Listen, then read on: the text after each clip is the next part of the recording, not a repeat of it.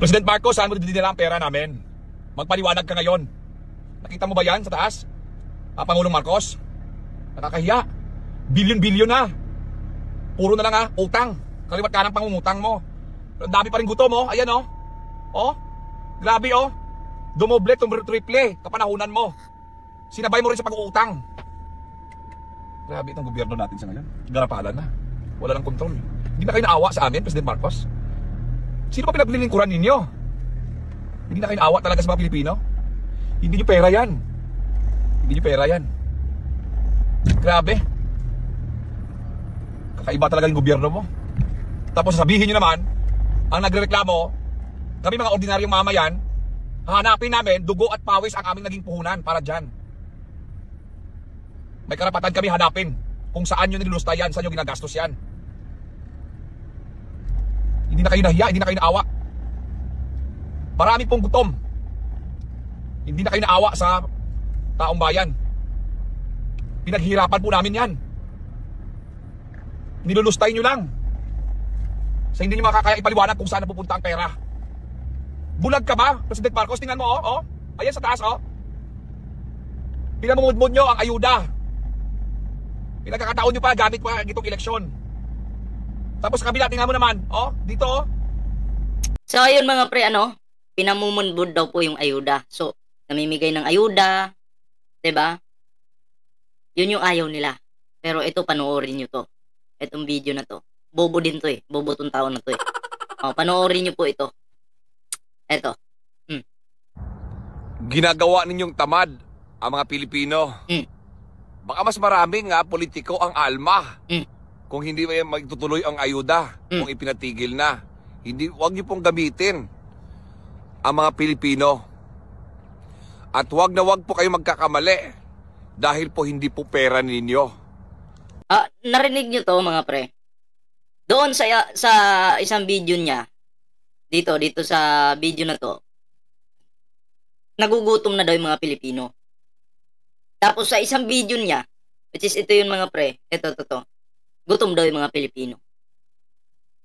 Ano ba ibig mo sabihin? Pag nagbigay yung Pangulo ng ayuda, galit kayo. Pag hindi nagbigay, magsasabi kayong gutom yung mga Pilipino. Diba bobo? Diba tanga? Oh, saan ba lulugar yung presidente ng Pilipinas? Saan lulugar? Pag nagbigay ng ayuda, masama pa rin. Pag hindi nagbigay, masama pa rin. At sabi mo, nilulustay ng administrasyon na to ang pera ng taong bayan. Kaya mo bang patunayan yan? Kaya mo bang ipakita sa amin yung detalye? Kung paano nilustay? Kaya mo bang ipakita? Sige nga. Uto-uto kasi kayo eh. Diba? Uto-uto kayo. Kasi nagpapagamit din kayo. Wala namang ebidensyang pinapakita paano nilustay. Malinaw naman na kahit sino yung maging presidente ng Pilipinas, malaki talaga yung utang. Pero mas malaki po ang utang ni Digong sa panahon niya. Diba? Nilugmok sa kahirapan ang bansang Pilipinas. Tapos ngayon, babaliktarin mo yung Pangulo. Gawain ni Digong, ipapasa mo. Kupal ka rin Kupal. Naghahanap ng pera. Umuwi ka ng Pilipinas. Sugurin mo yung Malacanang, magtanong ka doon. Saan yung pera mo? Tanga-tanga ka rin eh. Ito yung bibigyan natin ng reaction ngayon mga pre. Itong kupal na to. Anyway, bago po tayo tuloy-tuloy sa ating reaction ngayon. Ayan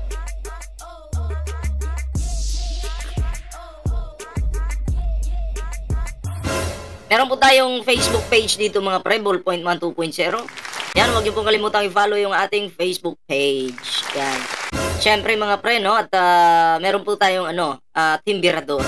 So hindi pa po like, share, and subscribe sa ating YouTube channel. Naku, huwag niyo nang kalimutang mag-subscribe, mag-like at mag-share mga pre. Ayan dahil libre lang po yan.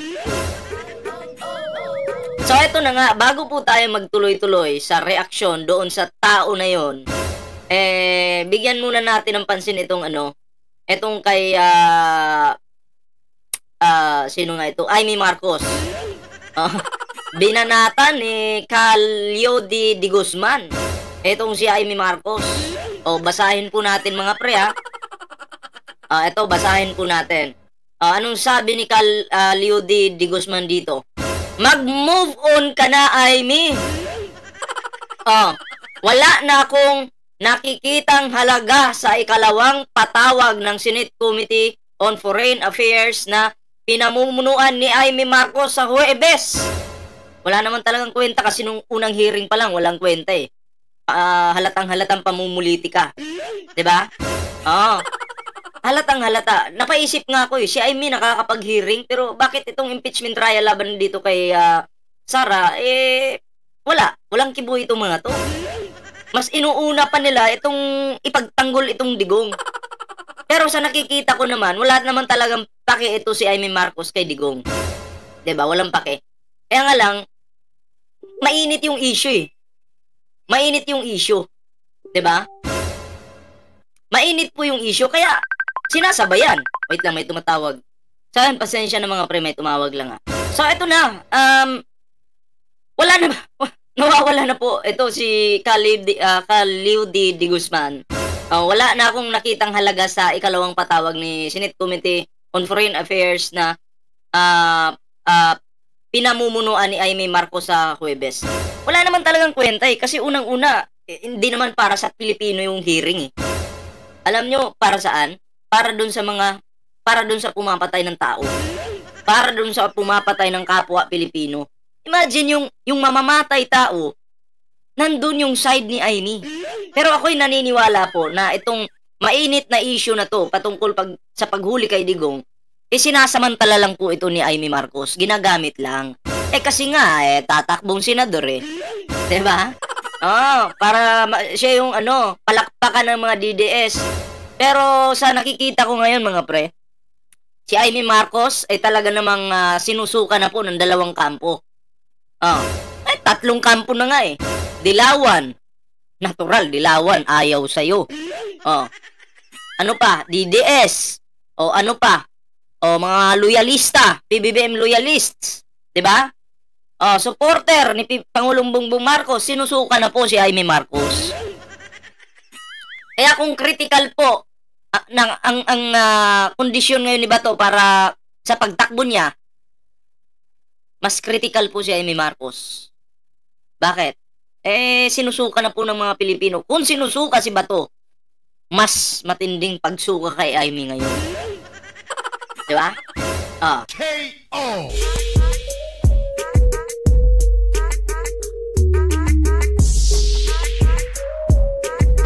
Tuloy natin. Pinakita na ng unang hearing na hindi niya hangad ang hustisya. Tama. Ang integridad ng ating soberanya o ang gasgas na in aid of legislation, ginagamit niya lang itong platform in aid of election o para ligawan at makuha ang tamis-asim ng endorsement ng nakapiit na Duterte. Kahit ilang ulit pa niyang ideklara na siya'y independente, walang maniniwala sa kanya. Ang tanging kanyang pinagsasabihan ay sarili niyang ambisyon.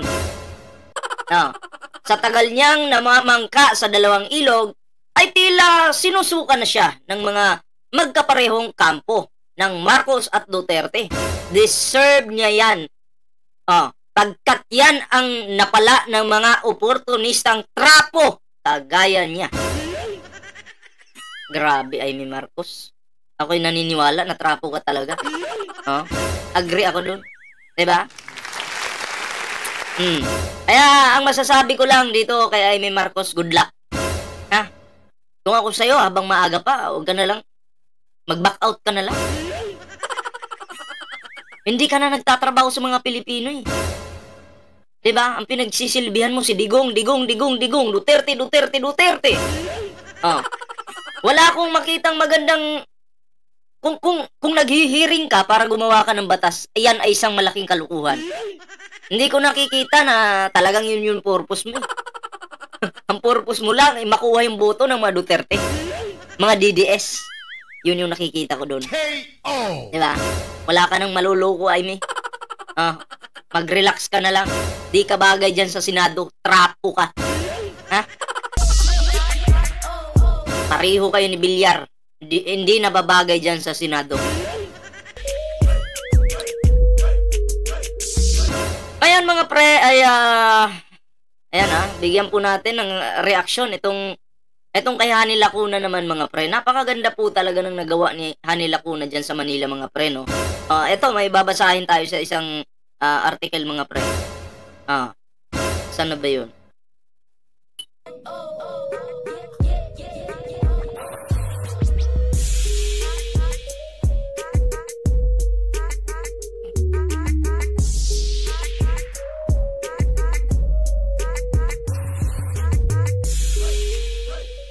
Eto mga pre, pakita ko sa inyo Ayan.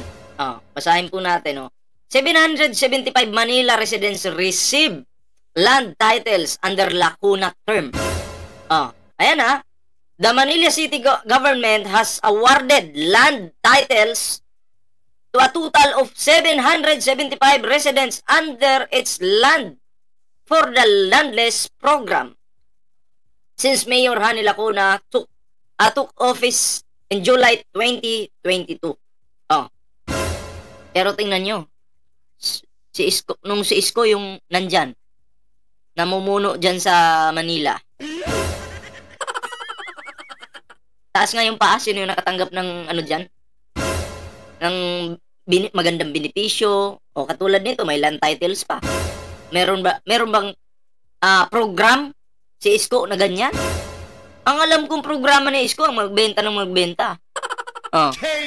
Kaya yung Manila kung titingnan mo, lalo pong naghihirap sa panahon niya. 'Di ba? Lalong naghihirap. Kasi halimbawa may isang diyan, lugar, trip niyang ibenta kasi bato lang naman 'yan. Ay lugi naman daw. Benta na lang niya. Tapos nagpakain ko sa mga mahihirap, yun na yun. Kumbaga, naging charity vlogger na si Isko noon. Pakain niya sa mahirap. Benta dito, benta doon. Gulat ka, daming binenta. Pero pinakain daw sa mahirap.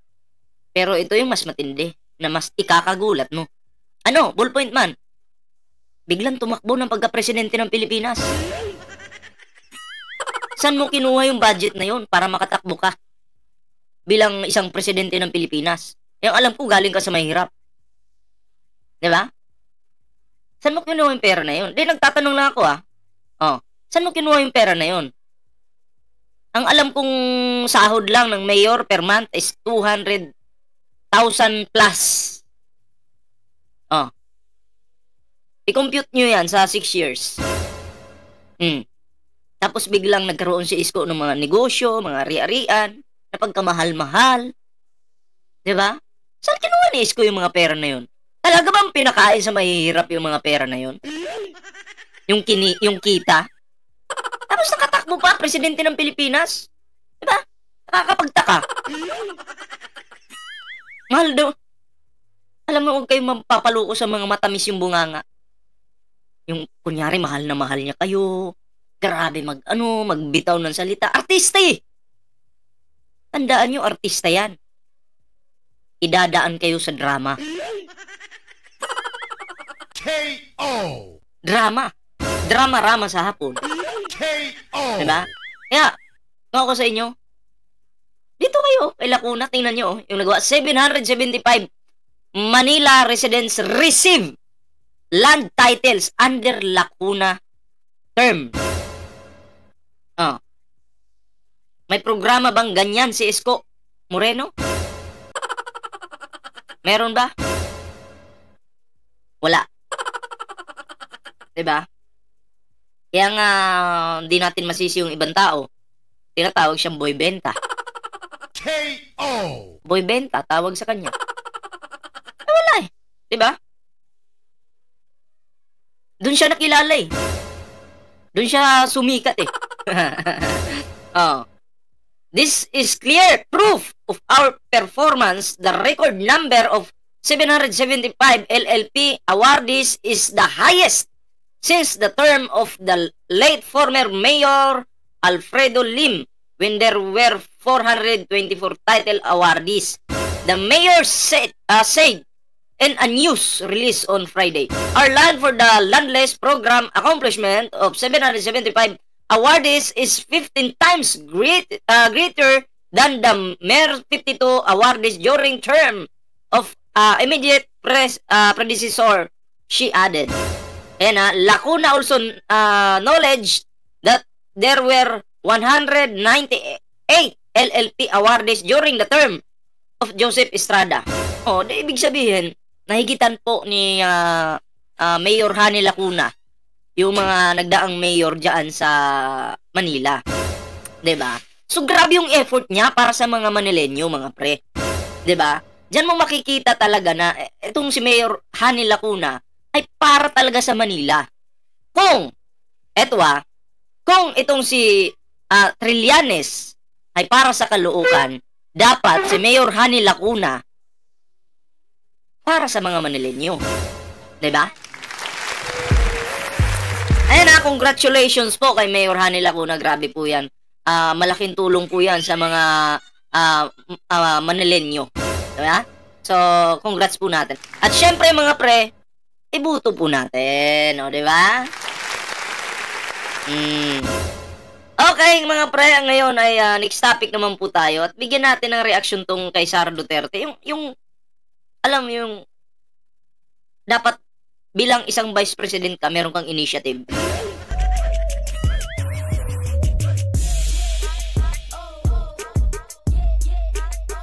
Pero anong ginawa ni Sara Duterte? Anong ginawa niya? Ano? Walang ginawa. No comment. Walang initiative. May naputulan ng hinlalaki sa West Philippine Sea. Inaawa yung mga Pilipino doon ng mga animal na chikwa na yan. Pero si Sara Duterte, no comment. Hindi naman daw kasi niya trabaho yan eh. Diba? Bakit siya makikialam dyan? Hindi naman daw niya trabaho yan. Diba? So, yan ba yung gustong maging leader? Halimbawa, hindi trabaho ng presidente, gusto mong maging presidente, Sara Duterte? Gusto mong maging presidente? Halimbawa lang, merong dapat na trabaho ng iba, pero nandiyan ka naman. 'Di ba? Hindi ka ba magbibigay ng kahit komento man lang or anong plano para matulungan mo yung mga tao na yun? No comment talaga? Naputulan ng hinlalaki, no comment talaga. Pero binabati yung China. Sa salitang Mandarin yata yun. Sabi niya doon, Wang Xi, Wang Qi Qi, Xiong Wang Wang Ni. Feng Chui, Kwang Wan Xing Bu Qi. KO! Yun yung sabi niya doon. Yun yung sabi ni Sara Duterte. Diba? Ibang klase din ito si Sara, no? Talagang ang lupit. Talagang ang angas. Angas ba? Ito pa. Angas. Angas lang yung meron. Wala naman laman. Yung eto. KO! Vice President Sara Duterte says she has no comment on the continued Chinese harassment of Filipino vessels in the West Philippine Sea. In an ambush interview, the Vice President makes a brief statement when asked to comment on the sea dispute, saying the statement of her brother, Davao City 1st District Representative Paulo Duterte about her and the maritime issue was comprehensive. Congressman Paulo recently said it was not the Vice President's job to, quote, demonize China or any country for that matter. Hindi naman daw po trabaho ni Sara Duterte yan na magsalita patungkol sa issue na yan. Tingnan mo si Leni Robredo sa panahon nila ni Digong. Magkalaban yan sila si Digong pero sumusuporta si Leni Robredo. Kahit hindi trabaho ni Leni Robredo, nagbibigay ng komento, nagbibigay ng aksyon, may initiative. Diba? Katulad ni Busita. Bigyan ko kayo example, si Busita. Kahit hindi niya trabaho yan, pag may nagsumbong sa kanya, pupuntahan niya yan, tutulungan niya yan. Pero hindi niya trabaho yun. Diba? Hindi niya trabaho yun. Dapat ganun yung isang leader. Initiative. Hindi yung patulog-tulog. Ito lang naman yung trabaho ko dito. Bahala kayo dyan. Mamatay kayo dyan. Wala akong pake. Ito lang yung tatrabahuin ko. Wala akong pake. Pero ito yung matindi. Si Sara Duterte binigyan ng trabaho ng Pangulong Bongbong Marcos diyan sa DepEd, pero hindi tinrabaho. Anong ginawa? Nagnakaw ng nagnakaw. KO. Diba? Yung mga laptops, pinabayaan. Diba? Anong magiging silbi nito ni Sara? Dapat nga nandun na lang siya nanatili sa Netherlands. Bumalik ka pa ng Pilipinas. Pagdating mo dito, patulog-tulog ka rin. Wala ka namang gagawin. KO. The Duterte family is known to favor China. Former President Rodrigo Duterte made a pro-China pivot during his administration. Meantime, the Philippines, the United States, Australia, and Japan successfully engaged in the first multilateral maritime cooperative activity, or MMCA, in the West Philippine Sea with, quote, no untoward incident. The MMCA comes amid increasing tension in the West Philippine Sea. Yan. Gusto ng mga DDS, iboto daw nila sa Sara. Iboto nyo, kayo lang yun. Sa 2028. Pero alam ko malabo na yun. Yung pangarap nyo, hanggang pangarap na lang yan. Kasi, hindi naman itataas ng Panginoon yung yung mga taong bastos eh. At tandaan nyo nasa Bible yan hindi pwedeng mamuno. Yung babae, isang babae sa ating bansa. Bakit? Walang kakayahang mamuno ang mga babae. Dapat lalaki lang. Tingnan mo nga, si Gloria makapal yung ulo nung siya yung naging presidente. Di ba nagkalit-silit yung Pilipinas? Anong ginawa ni Gloria makapal ang ulo? Makapal ang ulo tuloy. Sorry. Nadulas ako. Anong ginawa? May agreement sila ng China. Simula nung gawa yung agreement na yon, doon na po unti-unting pumasok yung China at nagka-interest sa West Philippine Sea. Bakit? Punta sige Gloria doon. Meeting sila doon. Nagpirmahan sila doon na sa katunayan pumayag si Gloria makapalang ulo na i-check kung ano yung nilalaman ng West Philippine Sea. Kasi sila yung may high technology doon. Mga high-tech na mga kagamitan. So pumayag si Gloria na ganun. Pero syempre, posible namang walang ganun na kapalit. Pumayag. Swimming yung mga inchik doon. Tingnan nila anong nilalaman nung West Philippine Sea. Nakita ng inchik. Tangina, iba tong West Philippine Sea. Di na natin to pakawalan to. Diba? Anong nilalaman doon? Hindi po yung isda, yung mga isda na nandun. Oo, marami, pero ano na lang yun, parang hindi naman talaga yun yung kailangan nila eh. Yung laman ng West Philippine Sea. Yung oil. Di umano kasi may dyan, may oil. Anong tawag yun? Yung ginagamit natin ngayon, di ba? Nagpirmahan sila. Nang dahil sa pirmahan na yun, nakapasok na sila dito. And then, medyo na-stop sa panahon ni Pinoy. Na-stop. Kaya medyo nagkainitan. China at Pilipino na naman. Ganyan. And then, pagpasok ni Digong, putang ina, mas lumuwag yung mga inchik. Kala nila, pag-aari na nila yung Pilipinas at West Philippine Sea. Pagpasok ni PBBM, putol. Putol talaga.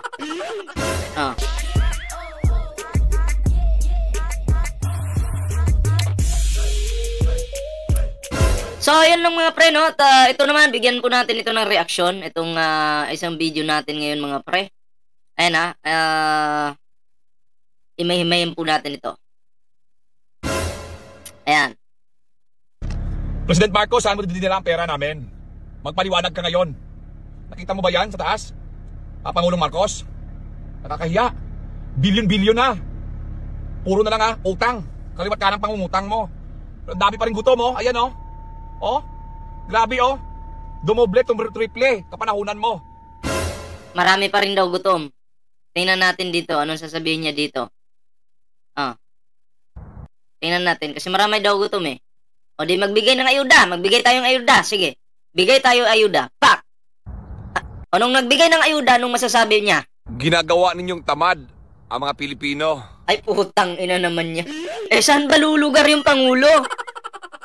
Hindi magbigay ng ayuda, galit ka.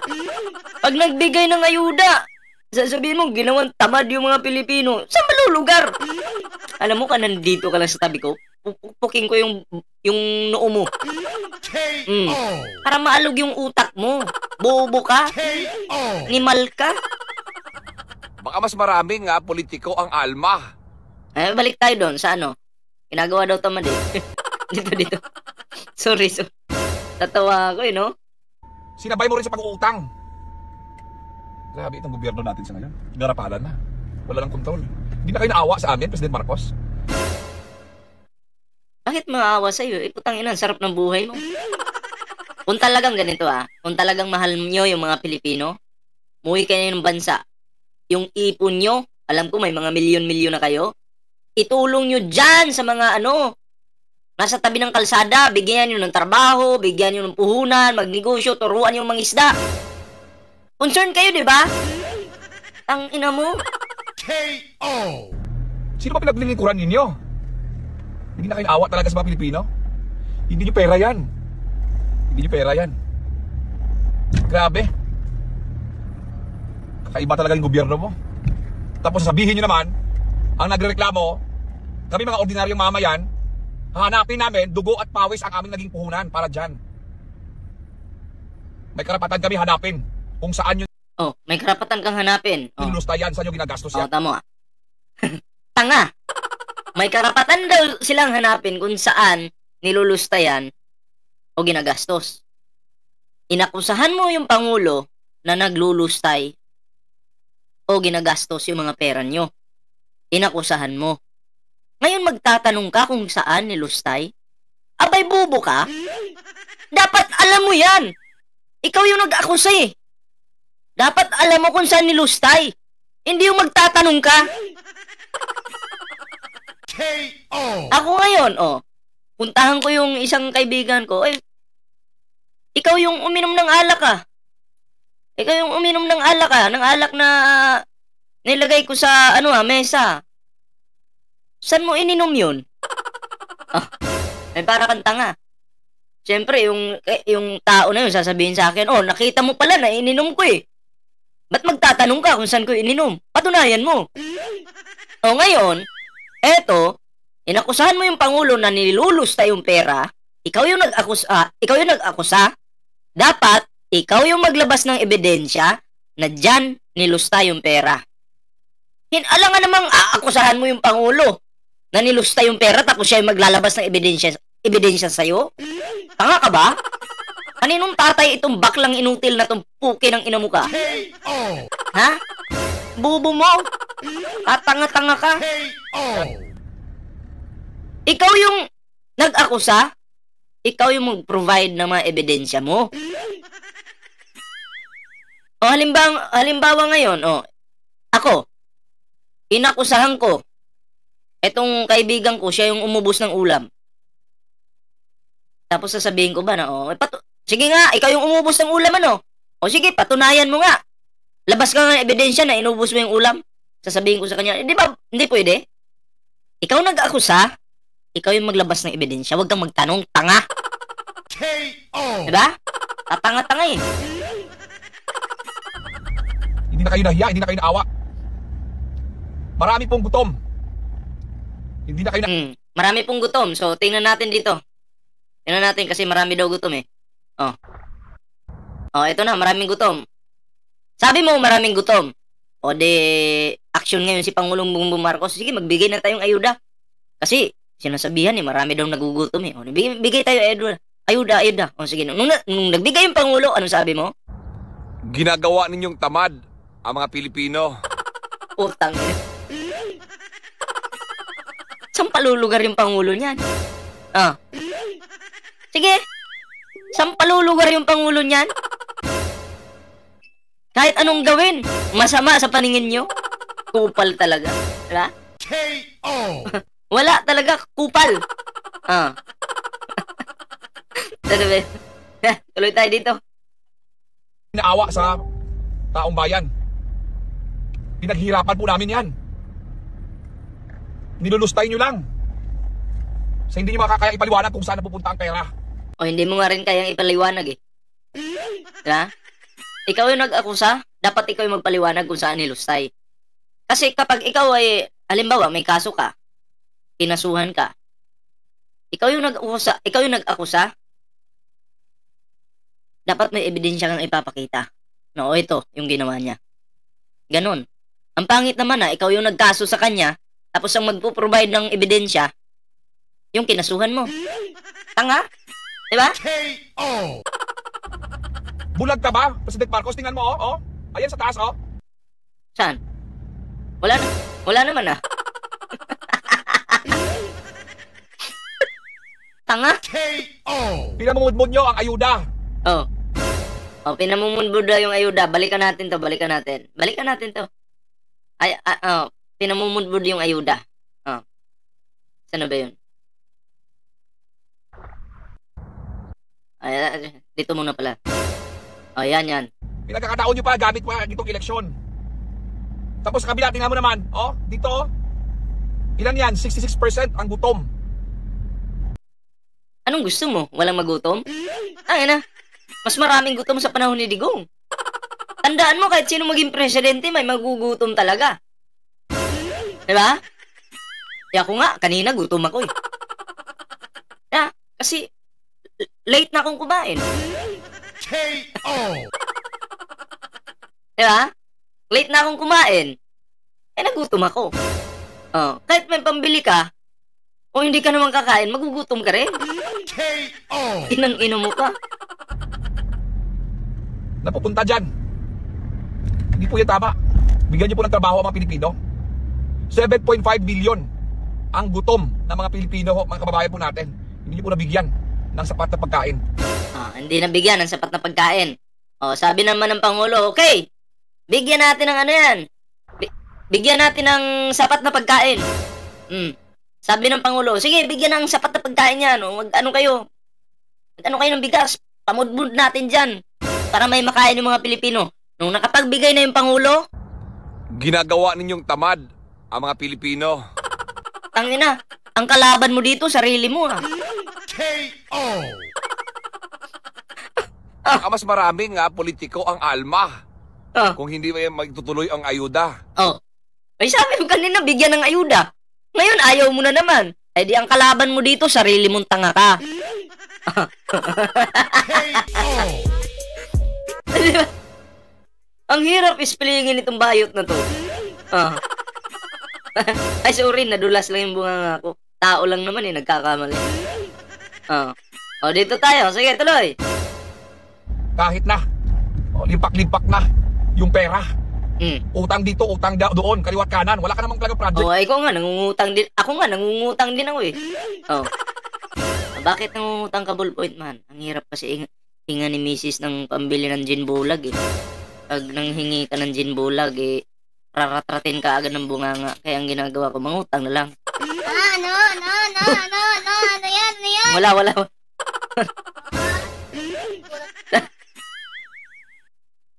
Hindi kasi tayo makahawak ng pera. And ang ginagawa natin, nangungutang na lang ng gin bulag. KO.